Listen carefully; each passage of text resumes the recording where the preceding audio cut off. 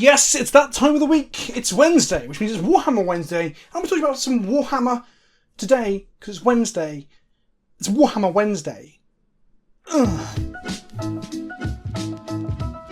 Now, originally I had planned to talk to you about these little golden boys today, the Custodes. I've got almost 3,500 points of these bad boys now. I've gone pretty fucking deep on them. Problem is, most of the bikes currently aren't on stands. The dudes on top are actually only painted black. The tank is in pieces. The Telemon is just purely sprayed gold, and the gold spray doesn't sell very well. And so on and so on and so on, to the point that they're not tabletop ready. I don't want to show off an army that isn't at least tabletop ready. So, a Custodes video will be coming soon, because I'm in love with them. If you don't know, Custodes are the golden super boys. They're slightly more super than Space Marines, and the really cool thing about them on tabletop is they have a very disruptive element to how they play. You have very minimal numbers of units. Squads can be like 3 to 10 men, but you normally have squads of 3, because these guys cost so many fucking points. But then their stratagems allow you to make opponent stratagems cost more, or turn off all rerolls when shooting at a certain unit this turn, reducing the movement speed of enemy units. They've got a very almost controlling, almost Death and Taxes style feel to them, where they have disruptive elements that augment the Haymaker uniqueness of their level of elite models. Anyway, I love it. My relationship with Blood Angels isn't over, but I'm enjoying Custodes a lot. And Necrons, well, I've parked the development and growth of Necrons until the Necron Codex comes out next month, and the Great Demon Plague Marine Soup, it's coming. I'm going to be doing it. I'm going to make a heavy detachment of Plague Marines and a patrol of Nurglings. Problem is, well, that's the thing. I've bitten off a lot. Let's talk about mistakes. My plan for this video is to talk about 5 things. Actually, it's 6. There's a mistake. Not checking your script before you speak into the camera. 5 things that I've done wrong, or done in not the most optimal way in my hobby journey in collecting and painting and playing Warhammer for well over 3 months now. And I fucking love it. I am absolutely loving whether it be tabletop simulator or real life gameplay. I love the painting, kinda hate the building, but either way, I love it. But I have made some mistakes. There are things that if I can go back in time I would do different. So I'm going to talk about them today in the hope that it can start a conversation around things that you should and should not do. If you still haven't dove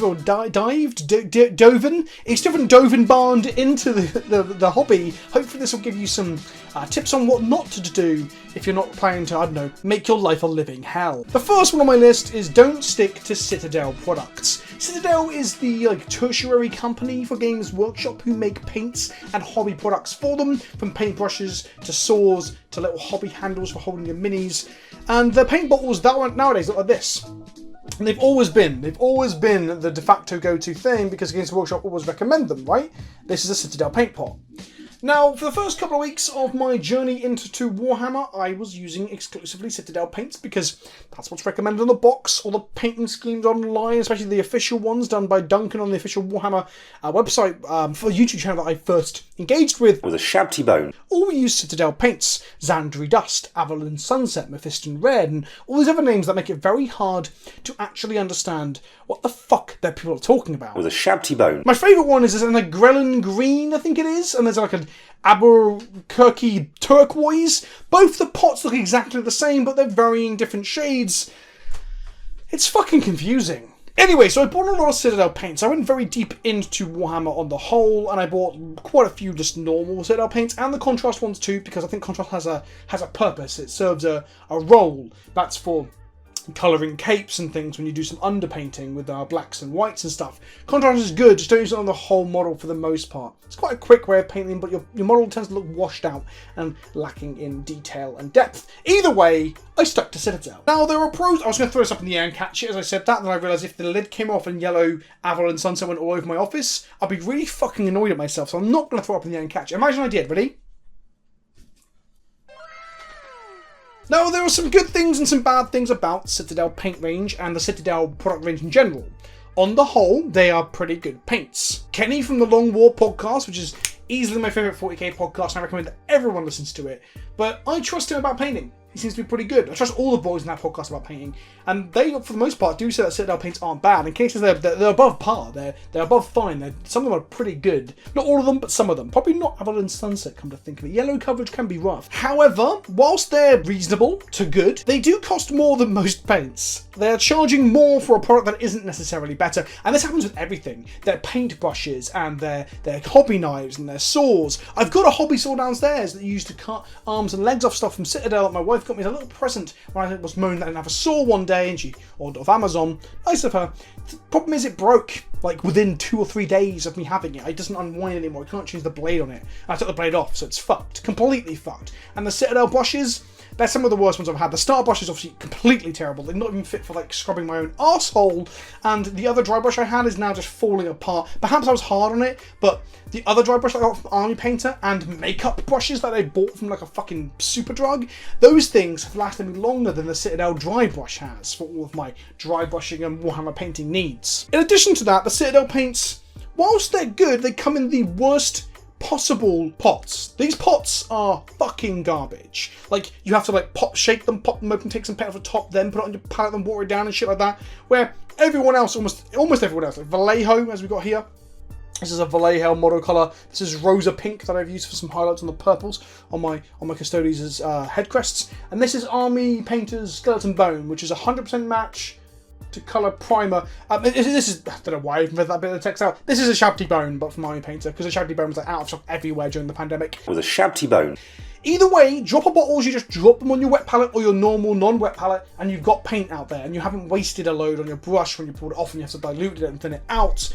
And it's just easier and slicker and much more, arguably fun too. Also, I've never knocked one of these over, where I've knocked a few of these over, and I've knocked over Nuln, Oil and Anglex Earthshade and got them fucking everywhere. Although those are examples of great Citadel paints. So, dropper bottles. I mean, there is an argument that you can like take all your Citadel paints and put them into drop bottles, which I've seen some people, I think the Miniac and stuff has done that in their YouTube channel and their tutorials, but I ain't got fucking time for that. And also, imagine the amount of paint you're gonna waste as you transfer it and stuff. It's going to take time, effort, and energy. Relabeling will be a pain in the ass.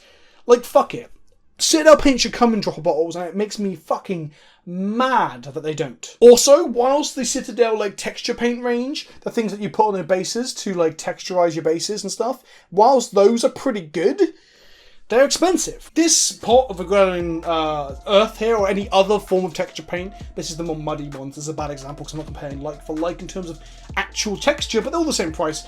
Around £4, £5 for a pot of that. This stuff, this is Vallejo Earth texture. I've got the beach one here I've been using on the bases of my Necrons when I ran out of the sand texture from that I got with my starter kits with Citadel. This stuff is like a tenner from Amazon or any good game store. Now, it is double the price, but it is also approximately 5 times the fucking size. Sorry, I lied. This is a 24ml bottle for like 4 to 5 quid. It's a 200ml tub. That's all. It's not quite 10, but it's like 8, 9. Maths is for losers. My point is, Citadel is expensive, and I wish I had started out with people telling me all the other paints are as good, if not better. They come in better drop bottles, they're more cost efficient. I wish someone just told me that very early on, not just to depend upon Citadel. Their brushes suck too. Next up, in my mistakes that I've made that you need to learn from, I need to talk about how I made a mistake myself in a video and recommended something that, it wasn't a bad recommendation, but it wasn't ideal. I talked about Winsor Newton brushes and I recommended a 000. So here's my next point. Don't paint with tiny fucking brushes. I thought painting with tiny fucking brushes was going to help the detail in the models that I was painting, and in fact, what it actually did for the first like 3, maybe even 4 weeks of my painting career, as it were, is it made everything take fucking ages.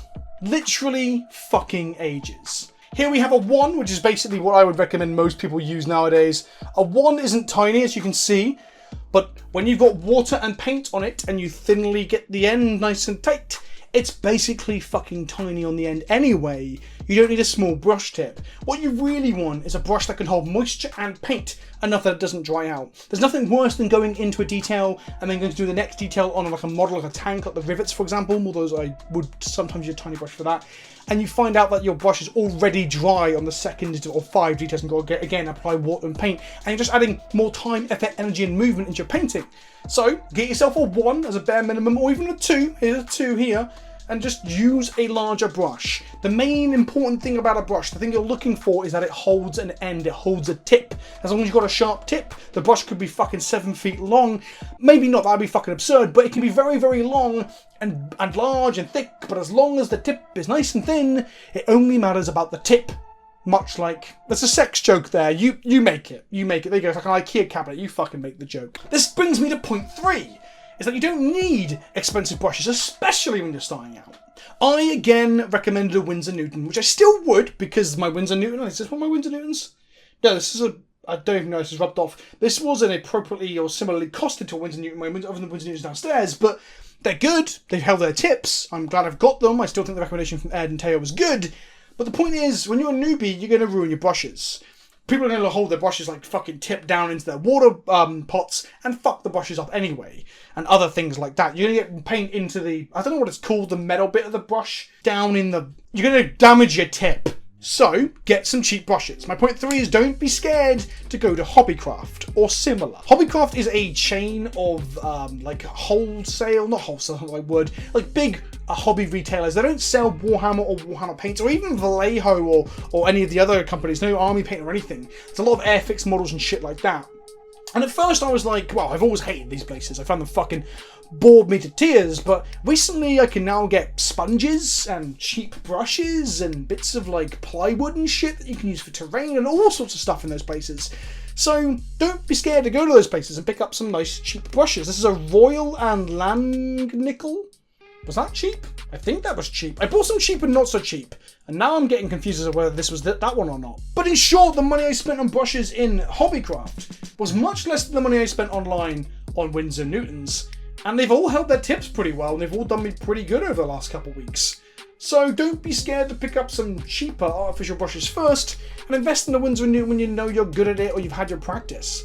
When I was painting my first few models, I didn't need an expensive brush. I just needed any old brush that had a tip that wasn't a Citadel starter brush or even a Citadel brush on the whole. And to add on to that, fuck buying expensive dry brushes. I have one army painted dry brush that's pretty good. The Citadel one is fucked. And this is one of my dry brushes that I use. This is a makeup brush that my wife donated to me out of a kit from like Super Drugs or Savers or Boots or some shit, some cheap one. I think, oh, I picked up some more of them from fucking... Babe, where did I pick up those other brushes from? No, not B&M or Home Bargains. Which one? Home Bargains. I bought a set of fucked brushes. One of them's bent literally in half because it was like a factory reject. But these are amazing. They're cheap as fuck, so you can bend them off real quick. And they're great for just dry brushing. Put some dry paint on there, even wet paint. Brush it off on a dry surface. And then you get in the nooks and crannies and on the little edges. And you start highlighting your vehicles with it. Dry brush with cheap, shitty makeup brushes. Don't buy a Citadel dry brush, they're shit. This is kind of not the mistake I made during my time of getting into Warhammer and 40k, but more the build up to it. The reason that I started so late on playing or painting Warhammer, and mainly painting Warhammer, is that I was scared I was going to be really shit at it. And I've talked about this already in videos, but I just want to say it again. If you are sat watching this and you really want to paint some minis for D&D, or for Infinity, or for any tabletop wargame, or especially Warhammer in this case, and you're like, oh, I just don't think I'm going to be any good, don't be fucking scared of it. Just give it a shot, because you might turn out you're nowhere near as bad as you thought you were.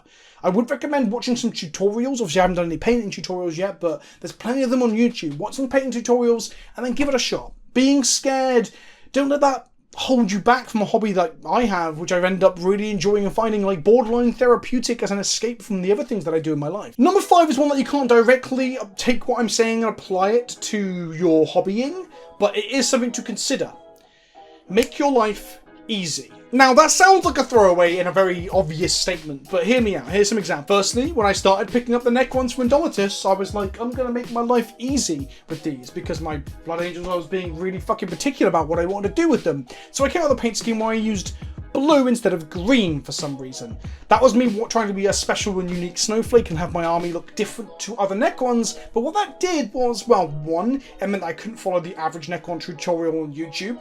Two, I couldn't use the actual established like technical paints that Citadel try and sell you for Necrons, which are actually pretty good, the Necron green glowy shit.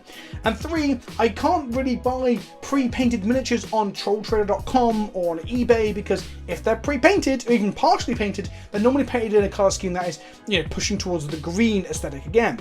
In short, I took an army that should be easy to build and paint and collect, and just by tweaking the colour scheme, I made my life harder. And I started to consider this was Custodies as well. Custodies are relatively easy to paint, being all gold. Just gold them up, do some washing, do some highlighting, and then, yeah, paint some details, right?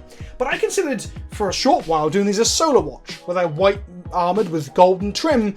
And then when I realised what I was thinking, I was like, Vince, you're just making Custodies hard for yourself again. Try and make your paint schemes a little simpler. And I've done this with a few other things as well, where all of my Death Company are on like unique bases with stones and bit of machinery underneath their feet, as if they're like crawling over a destroyed Land Raider or Rhino, for example. And that means that when I make other Death Company models and I don't do those unique bases, they're going to stand out from the rest of the squad. People might notice, people might even comment. And I've inadvertently, by doing fancy bases, which I very much enjoy doing, I've made more work for myself ongoing if I want to increase the size of that squad. So what I'm trying to say is, consider if you want your painting journey to be simple or not. Consider if you need to rebase your miniatures later. Consider if the basing method you've picked is a bit too complicated. Perhaps plan these things out ahead. Like, get an idea, do one test model, paint up one test model, paint up everything, do the base and everything, and be like, was any part of this way too complicated to replicate onto an army of like 200 miniatures or whatever I want to eventually have? And if it was, and if you don't want to have that time investment, then reconsider it. I don't have a clear way of doing this for you, but it's true. Don't make more work for yourself. I'm always doing it. I want every fucking... Here's another example. My Nurglings are my Great Unclean one. They're all blues and reds and yellows, right? And I love it. I love this little Dr. Mario Pikmin-esque look to all my Nurglings. And I've got some Nurglings. I shouldn't turn off my mic while I say this. And I've sprayed them up with the contrast undercoat of bone or whatever it is. I'm going to go in. And the thing is, if this is simple, I could paint them with like the green contrast paint, and I could wash them and highlight them and do their horns and tongues and be done. But I want every single Nurgling to be a different colour. Inadvertently, I've made more work for myself. And if you're into the hobby as much as perhaps I am, and I can make videos about it and people engage with me about it, I guess I can warrant that. But if you don't want to burn out and you want to get your army tabletop ready, be more sensible about your paint schemes and conversion and kit bashing plans. And number 6. Wait, was that number 5? This is number 6, right? This is the big one for me. This is what I've learnt from what I've done. For those of you who don't know, I sold a legacy deck to buy into Warhammer. And this is just a small portion of the Blood Angels that I have. I pointed it up. I'm about 400 points shy of 10,000 points of Blood Angels. For those of you who don't know, the average game of Warhammer, or like the main point cost that everyone plays, is 2,000 points. Some people playing 1750 now. I've played a lot of thousands and 500s as well, but 2,000 points is kind of the main one. That means that with 10,000 points, sure, I've got a huge amount of variety in the list that I can play, but I mean, some of these units that I've bought, I haven't played with yet. This is a land speeder. It's one of the most iconic Space Marine vehicles. It sees, as far as I understand it, no tabletop play outside of Dark Angels lists. But I bought 3 of them on eBay because they were cheap, and I enjoyed, you know, sorting them out a little bit and then getting them sprayed up and doing this. Like I've dry brushed highlights onto these, haven't painted them up yet, haven't fielded them yet, because, well, I haven't had a chance. Because even though I've played a lot of Warhammer, I haven't played 10,000 points worth of Blood Angels of Warhammer. And what I'm getting at is that I don't regret all the stuff I've picked up, and I love having these land speeders because of... Oh, that magnet is not working there. There we go. I love having these because it's my childhood, and it's the nostalgia, and I love it. But if I can go back in time, and I could talk to myself 2 or 3 months ago, maybe 4 months ago, I would have said, Vince, why not spread it around a little bit? Variety is the spice of life, and being able to play a huge variety of 40k lists is really fucking exciting and cool, but I'm at a point where I've probably got infinite combinations of Blood Angels to play through I'll never get through. I'm just building up my Custodies now, my Necrons aren't at 2,000, my Demons are at fucking 700, if 800 at a push if I play an expensive version of the model. Like, do you see what I mean? For the same money that I invested by selling that magic deck, I could have 4 or 5 fully functioning, fully fledged 2,000 point armies but instead I have a fucking lot of Blood Angels. So it's not a regret in terms of I don't love my little angry red boys and girls. I do love them, and I still play with them, and they're probably still going to be one of my favourite armies just because of the aggressive playstyle that they have on the tabletop, and also I do quite like the colour red. But I wish I had got myself, you know, another 2,000 points of Eldar in place of some of those points of Blood Angels, and 2,000 points of Tyranids, and so on and so on. And I will eventually over time, but I could have done it all at once with the money that I got from that Magic deck, and I didn't. So I'm just saying, try to be careful going all in on what you pick up and choose. So a big part of this as well is you might be so in love with an army in terms of its aesthetic and the way it plays on the table and the way you paint it and the colours you picked that you do want 10,000 points of said army. I've seen people doing army showcases of their 10 and 20 and 30, 80, 100,000 points worth of stuff, and I want to eventually, once I got all my Blood Angels into some sort of tabletop ready painted, I want to do a 10,000 point Blood Angels showcase video because I think it'll be really fun. So if you're into that, cool. But be careful you don't bite off more than you can chew. This is kind of another separate part that I want to have, but I don't want to do more than 6 things. I think that sounds better. But I want to talk about having too much to do and how that can cause burnout or just push you not to do anything, give you almost paralysis because you can't be bothered to get started. Part of the hobby is having piles of uncut, unpainted, unglued plastic called your pile of shame. It's a meme within the community, but it's definitely a big part of the hobby that everyone's got. I mean, right now I got on this Death Guard Chaos Marine fucking hype train, and then I got distracted by Custodes, and now I haven't actually built this Plague Brush Crawler after having it for over a week. I get it, I do it too. But personally, I can't stand having stuff not ready or at least glued together and primed. At least now I can play any of these randomly primed Blood Angels that haven't been finished yet on a tabletop with some friends. So that's something. What I don't want people to do is get into the hobby, get excited because buying miniatures and getting the miniatures is exciting, and then have so much to do that it feels like work. Because at the end of the day, this is a hobby and it shouldn't feel like work. When I had 3 boxes of bikes to put together, and a grav tank, and a Telemon, and 2 boxes of guard, and some HQs, I basically bought an entire Custodes army and started gluing and painting it. And that is hard fucking work. And it made me feel like I didn't want to do it. Now I've got into it, I'm loving it again, but the initial pushing past that hurdle can be rough, and I don't want anyone who's getting into this hobby, as excited about this hobby as I am, to feel like, fuck, this is hard work, because it shouldn't be. This is our hobby, we should be enjoying it. So just be careful with picking up too much stuff. However, this is very subjective. Some people might like to have 15 boxes of Warhammer that they haven't opened or painted or glued on their shelves. I've seen it from other YouTubers and other people in the community. And if that's your jam, if you like having stuff on the shelf so that on a rainy Sunday you can go, you know what, I'm going to pick out that and I'm going to build and paint that this weekend, cool, more power to you. But I'm just saying be careful. A, don't go all in on an army if you want variety, because there's more variety in playing varied armies than there is in playing varied lists for the most part. And B, don't end up with a pile of shame so high that it dwarfs your enjoyment of the hobby. So, don't get trapped and stick to Citadel paints. Don't paint with brushes that are too small. Make sure you get a brush that actually can hold enough paint and water and have a decent tip. The tip is the most important part. Don't be shy about going to Hobbycraft to pick up cheap brushes or going to Superdrug, Savers, B&M, Homebase. Homebase is not the one. I don't know why I said Homebase. Anywhere to get cheap makeup brushes too. Or cheap hobby materials, things to inspire you to hobby. Don't be scared to get started. Honestly, I was and I regret not doing it sooner. Don't go all in on one army if you've got a little bit of spare cash from a sale of another hobby item, for example, because you might be at the end of it thinking, fuck, I wish I had 3 armies, not just 1. And on top of that, try to buy up too much when getting into stuff like 40k. I mean, other hobbies, some of this stuff applies to too. Sometimes in Magic, if you have cards all over your fucking office space or bedroom, it might get to the point that it's an insurmountable task to organise it. Organising Magic cards is horrendous. Don't push yourself out of the hobby or feel burnt out because you've got a stack of essentially work to do to get to the good part, which is the construction and the playing. I've been Vince, also known as PleasantKenobi on the internet. This has been a very hobbying-centered video in terms of Warhammer Wednesday. I'm hoping soon I'll be able to showcase some 2,000 point lists that I'm happy playing with the Blood Angels. I also want to showcase my entire Custodes force, eventually my entire Blood Angels force, although a lot of it is still not in any painted capacity. And eventually, I mean soon, I would like to do a 500 point combat patrol gameplay video for you to peruse and watch and enjoy.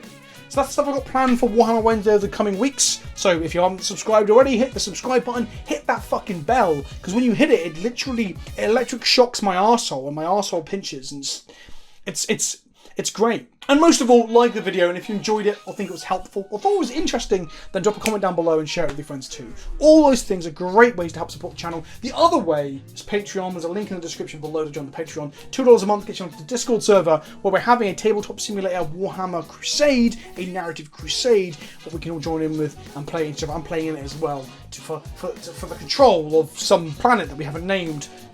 Get involved if you want to, or if you don't, that's cool too. And I'll see you next time. Ta-ta for now.